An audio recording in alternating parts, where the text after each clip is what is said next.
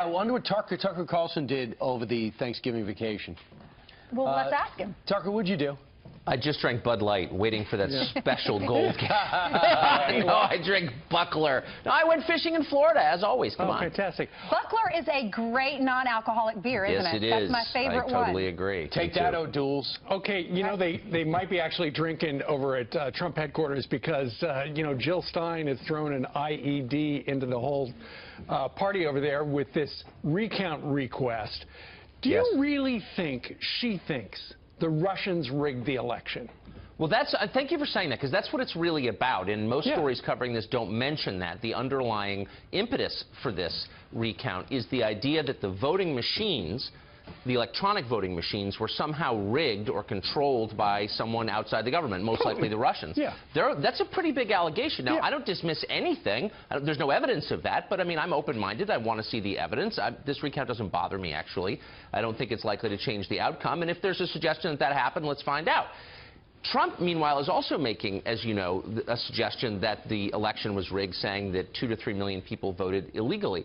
That's also being dismissed as a crackpot theory, and maybe it is. There's no evidence for that either. But both of these together add up to something pretty significant, which is people don't believe in the veracity of the election results on either side, and that is a massive problem. I really think there needs to be some kind of investigation into the results, not to overturn them, but to reassure the rest of us that you know, the system works. No, Tucker, there's no way. This recount does nothing but put more doubt, more grist in the mill, more you may be right. It just does nothing but hurt the president-elect.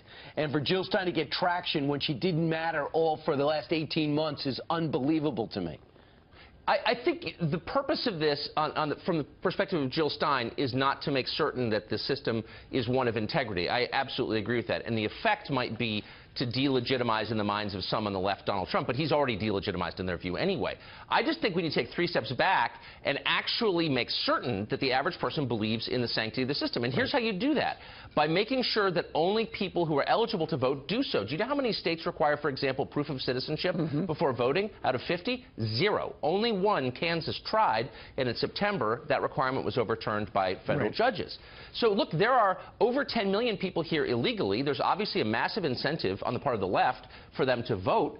Why do we have a system where they can vote? You know, we have got over 10 states issue driver's licenses to illegal aliens. Yeah, so, like, good question. there is the capacity for fraud. You know, Tucker, you brought something up, and it just reminded me. If they're, you know, let's say the Russians did hack into the Wisconsin voting machines. Would you have the Wisconsin Secretary of State do it, or would you have the NSA do it? I mean, maybe they're calling the wrong people to look into whether or not. That's exactly right. I mean, look, this is a major allegation that a foreign power somehow, by remote, controlled American voting machines. By the way, if there's any proof at all, any suggestion that that's actually true, that's a 5-alarm fire in the center of our democracy. I mean, we really need to get on that. It's a pretty outrageous thing to say if you don't have proof, to allege or even imply, which they absolutely don't. But, I mean, shouldn't somebody say, okay, let's take a sober look, not necessarily recount the votes, but at the voting machines? Like, what are you saying? And press the people who are pushing this to be specific. Like, what exactly are you saying? Yeah, no one's doing that. There should be more proof. Let's talk about the transition team, because Kellyanne Conway was and Newt Gingrich on the Sunday shows talking about how they're not for Mitt Romney. But if Trump chooses Mitt Romney, my thought was she's risking a lot, because what if he chooses Mitt Romney? What does that mean for her? Well, she's obviously, and this is just my view, I think she's a very brave person to say that. She clearly means it. I agree. And if this is the new era we're living in, now everyone in Washington is scoffing, how dare she speak out of turn and without permission? But my view is how refreshing it is to see someone say what she really thinks on television for once. I mean, she's making a real case, and it's two parts. The first is, if Mitt Romney was, you know, had a lot of support among Republican voters, he probably would have been the nominee. He doesn't, and therefore he wasn't. And so there are a lot of Trump voters who don't want to see this happen. And second, maybe more significantly, does Mitt Romney agree with Donald Trump's foreign policy positions? That's kind of a basic question, and I think the answer is probably no. So for her to say this, I mean, I thought it was great. It's funny you say what the reaction is from folks in Washington, the establishment, because everywhere else, like in the South and in the flyover states, they're all applauding Kellyanne for saying that, because they're mad at him for what he said, and he didn't support Donald Trump over the last year. Should he apologize? But also, how nice is? Oh, should Romney apologize? I mean, I don't know. You'd have to think there would be some kind of reckoning or reconciliation between the two of them. If you say a guy is too immoral to be the president of the United States, and then you say, I'm going to serve in his cabinet, I mean, there's got to be a transition from one to the other. Right. But I just think, Kellyanne Fitzpatrick saying what she thinks. Right. I mean, in D.C., a scandal is something that we didn't expect to happen, I guess. Right. But I hope we see more of this. And I hope I meet Kellyanne Fitzpatrick. Yeah, is that her maiden name? Conway. I feel so Is bad. that her maiden I'm so sorry. I'm so sorry. I've known her for so long. All the her name Irish was are Kellyanne not the Fitzpatrick. same. Okay, please, Heather Tucker. said that's her maiden name. There you go. Yeah. Yeah. All right, so before. I beg your pardon. Right, so the other thing is, the word is that Donald Trump is not happy that Kellyanne Conway did this, so it's we're wondering if they're boxing him in and doing it. And personally, I don't think there's anything wrong with Mitt Romney. It's just that Mitt Romney came out and went against Donald Trump.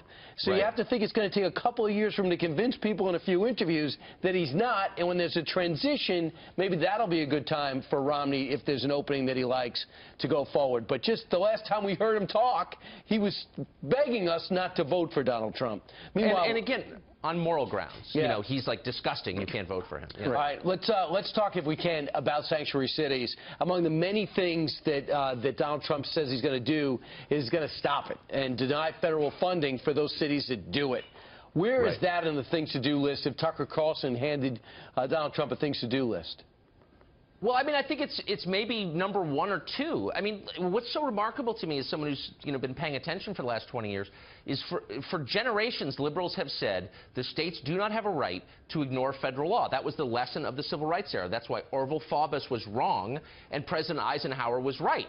The state of Arkansas said, we're just not doing that. And the Fed said, no, you must, because it's federal law. And liberals, and me too, have said, yes, that's exactly right. And now they're saying, you know what, if there's a federal law that we disagree with, we're just going to ignore it, and there's nothing you can do about it. I mean, the two cannot coexist. And so as a matter of principle, I think it really matters, but also as a practical matter, you can't have cities where people who are totally, unknown, their origin is unknown, are floating around and living. It's a threat to national security. And we know this from the 9/11 report. We know that I think it was 6 out of the 19 hijackers had violated immigration law. And one of the key recommendations of that report was you've got to kind of know who's living in your country, or else there are potentially really bad consequences. That's common sense. And so these mayors, for political reasons, are ignoring that, and I think that cannot stand. Not just mayors, it's governors down in Texas. Greg Abbott was responding to a tweet. A guy said, hey, the city of Austin just reinforced that they will forever be a sanctuary city. And then he came back and he said, yes, I'm going, is there anything you can do to reverse it? And the governor said, yes, I'm going to sign a law that bans sanctuary cities. Also, I've already issued an order cutting funding to sanctuary cities. That's really what Donald Trump can do as commander-in-chief. He can cut off the funding, just like that.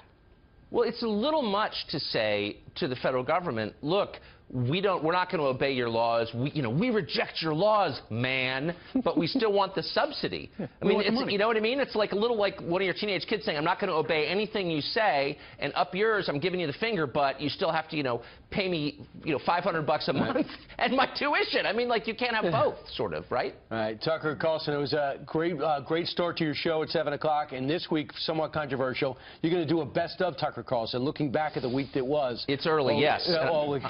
I'm also doing an autobiography. Tucker, congratulations on the success. Thanks, guys. Everyone's It's great to see you. We're all happy and for you. especially you, Ainsley. Thank you. I love you. His favorite. Thank you. As usual.